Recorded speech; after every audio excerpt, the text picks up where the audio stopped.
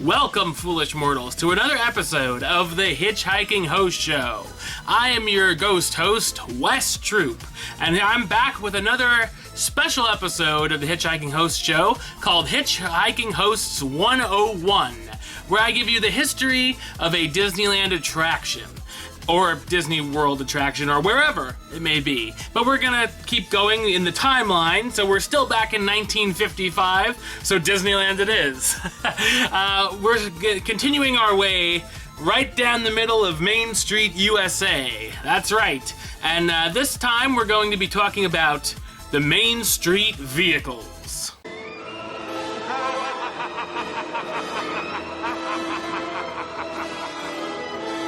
Possibly one of the more overlooked attractions in the Disney parks are the Main Street vehicles. The vehicles are not just located in Disneyland, but also the Magic Kingdom, Disneyland Paris, Tokyo Disneyland, and Hong Kong Disneyland.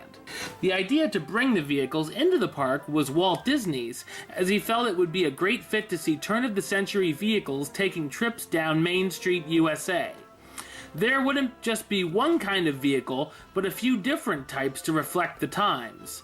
The vehicles would allow guests to take a scenic trip down Main Street on a one-way trip to Sleeping Beauty's castle. Riders would have to disembark once at the castle, as other guests were waiting to take the vehicle back down Main Street to Town Square near the park entrance. Imagineer Bob Gurr designed most of the original Main Street vehicles. On Disneyland's opening day, July 17, 1955, the Main Street vehicles were up and running, including the horse-drawn fire wagon and the horse-drawn streetcars. The horse-drawn streetcars are trolleys that can carry up to 30 passengers, obviously pulled by horses. The horses are trained today at Circle D Ranch by skilled professionals with no whips, where they are taught to follow the trainers. Disneyland currently uses 5 different breeds: Percherons, which are from France, Belgians, of course, from Belgium, Clydesdales from Scotland, Shires from the UK, and the spotted draft horses.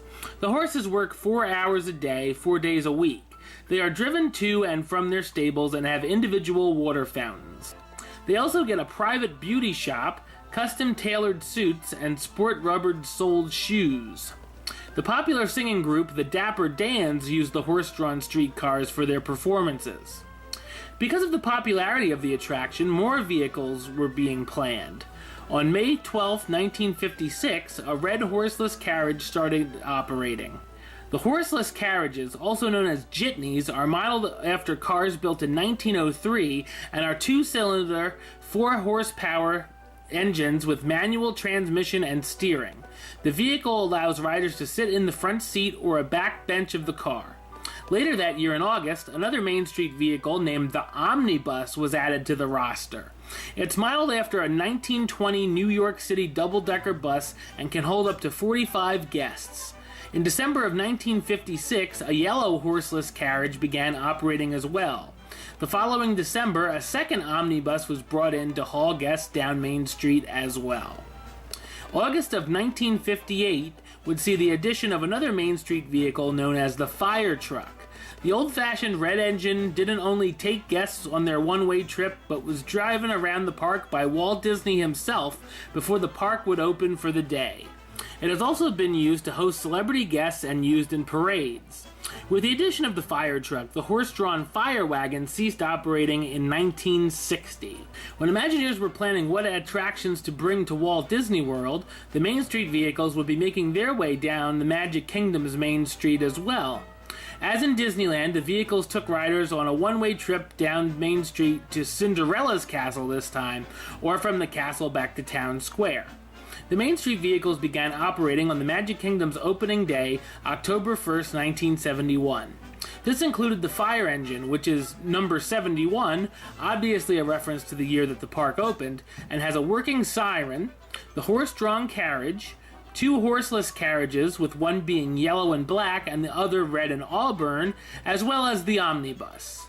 In 1982, the omnibus was moved to Epcot, where it carted riders around World Showcase.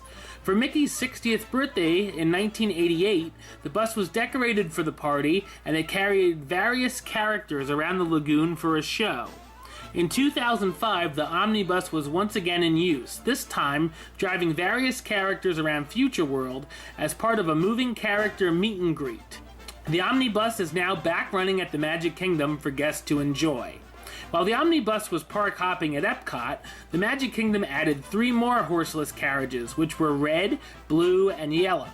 When the omnibus returned, the carriages were no longer needed and were removed. The horses that pulled the trolleys in Walt Disney World live at Fort Wilderness Lodge when not on the job and are often cooled inside the car barn. At Tokyo Disneyland, their Main Street U.S.A. is known as World Bazaar.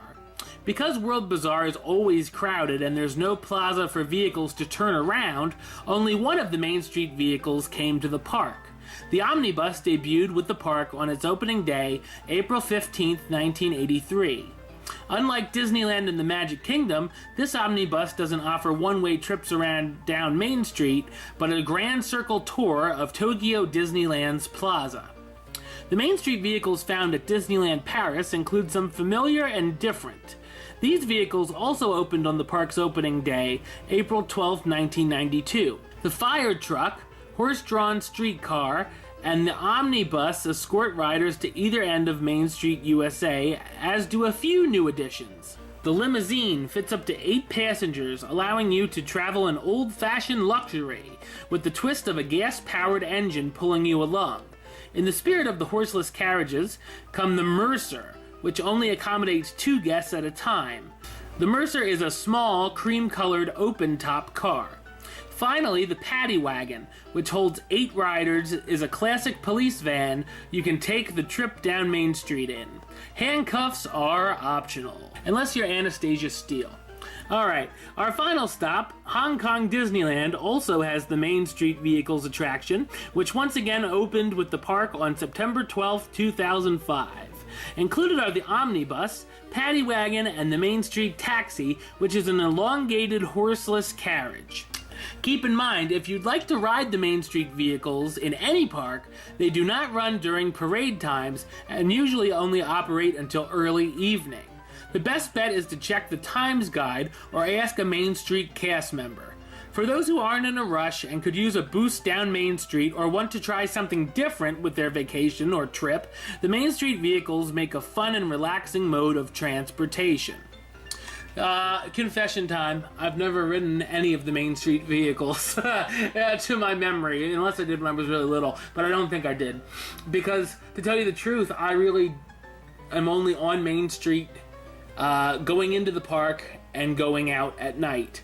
I've been inhabiting it a little more these last few times in Magic Kingdom and Disneyland, checking stuff out, but I just haven't had the chance to do a Main Street vehicle yet. And I really think I'm going to on my next trip. I'm going to take the time and do it. The problem is a lot of the times when I'm there, they are only doing them until the early afternoon, like 12 o'clock or so. And, you know, the park opens at 9, 10.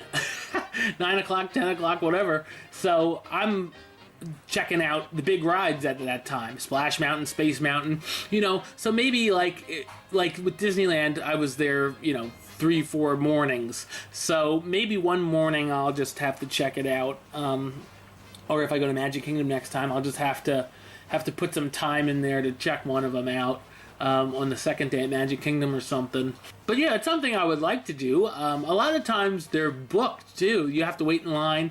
There's pretty many people on the Main Street vehicles. But like I said, if you've never done it, do it for something different. I will be. And I know the Main Street vehicles does have its fans, otherwise you wouldn't see anyone on them.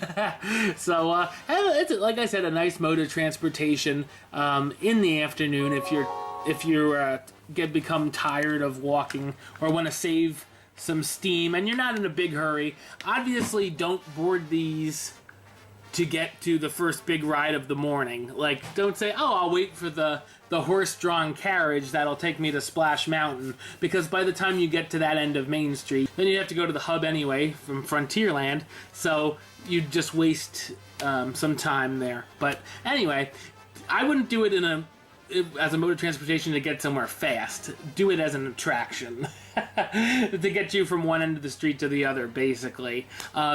And it's cool that they have different vehicles at different parks, you know, so when you go to Paris, if I ever get there, I can ride the limousine or the paddy wagon or whatnot. Yeah, I think they're pretty cool. I will definitely be checking out the Main Street vehicles somewhere, somehow, whatever park it is I go to next on the next trip. All right, well, that's all the time for this show. I'll be back with another Hitchhiking Hosts 101 very soon. And, of course, you can check out the weekly show where we talk about Disney news, Universal news, whatever, theme park news on YouTube and, of course, on the podcast version. So, until then, don't forget to subscribe right here on YouTube, youtube.com/HitchHostShow. You can subscribe to the podcast if you'd like to listen at hitchhostshow.podbeam.com. Like the Facebook page, facebook.com/HitchHostShow. And, of course, follow me on the Twitter and the Instagram at HitchHostShow. All right. Until next time, don't forget to hurry back for the next episode.